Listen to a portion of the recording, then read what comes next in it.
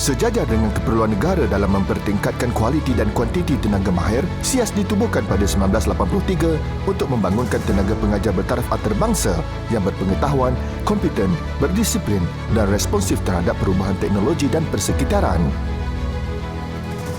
Pembangunan SIAS telah dibiaya melalui kerjasama teknikal Malaysia-Jepun di bawah projek pembangunan sumber manusia ASEAN dan dipantau oleh Japan International Cooperation Agency atau JICA sehingga 1991.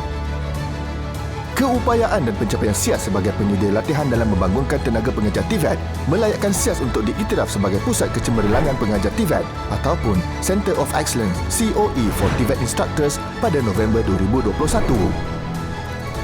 Berikut adalah antara faktor utama yang melayakkan SIAS untuk diiktiraf sebagai COE. Faktor pertama, Pusat Sehenti Pembangunan Tenaga Pengajar TVET. SIAS sebagai pusat sehenti dalam membangunkan tenaga pengajar TVET yang berpengetahuan dan berkemahiran dengan menawarkan latihan yang relevan dengan keperluan teknologi terkini. Faktor kedua, pengiktirafan JPA. SIAS diiktiraf oleh Jabatan Perkhidmatan Awam JPA untuk melaksanakan latihan metodologi kepada skim pegawai, penolong pegawai, latihan vokasional bagi tujuan perjawatan awam dalam sektor awam. Faktor ketiga, membangunkan training roadmap, skim PLV, PPLV.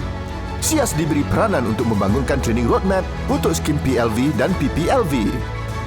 Faktor keempat, penyelaras peningkatan kemahiran pengajar TVET agensi kerajaan. SIAS telah dilantik sebagai penyelaras bagi pelaksanaan latihan pengajar TVET di bawah program pembangunan kepakaran dan profesionalisme pengajar TVET dan personal SPKM untuk 15 agensi pelaksana TVET yang melibatkan 10 kementerian. Pembangunan latihan direka bentuk secara sistematik berdasarkan analisa kompetensi melalui sistem TIPS yang merupakan pangkalan data kompetensi bagi tenaga pengajar TVET Malaysia. Faktor kelima, Pusat Latihan bagi Latihan Personel Sistem Persijilan Kemahiran Malaysia atau SPKM. SIAS bertanggungjawab melatih personel industri dan institusi latihan bagi pelaksanaan SPKM yang merangkumi latihan personel pusat bertauliah, pusat latihan di industri dan pengiktirafan pencapaian terdahulu atau PPT. Faktor keenam, bertaraf antarabangsa. Kepercayaan di peringkat antarabangsa terhadap SIAS dengan penyertaan pengajar luar negara ke program Malaysian Technical Cooperation Program MTCP, Third Country Training Program TCTP dan Indonesia-Malaysia Thailand Growth Triangle IMTGT. Faktor ketujuh, pemantau dan penilai latihan TVET ASEAN. SIAS dilantik sebagai pemantau dan penilai latihan aktiviti TVET di negara-negara ASEAN. Faktor ke-8, institusi utama melatih fasilitator yang kompeten.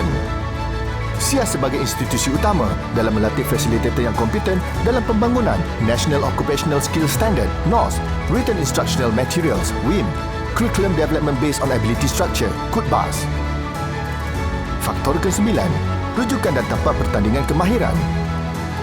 SIAS dijadikan tempat rujukan dan tapak untuk pertandingan kemahiran peringkat kebangsaan dan antarabangsa. SIAS sebagai COE telah melakal pelbagai kejayaan di dalam dan luar negara.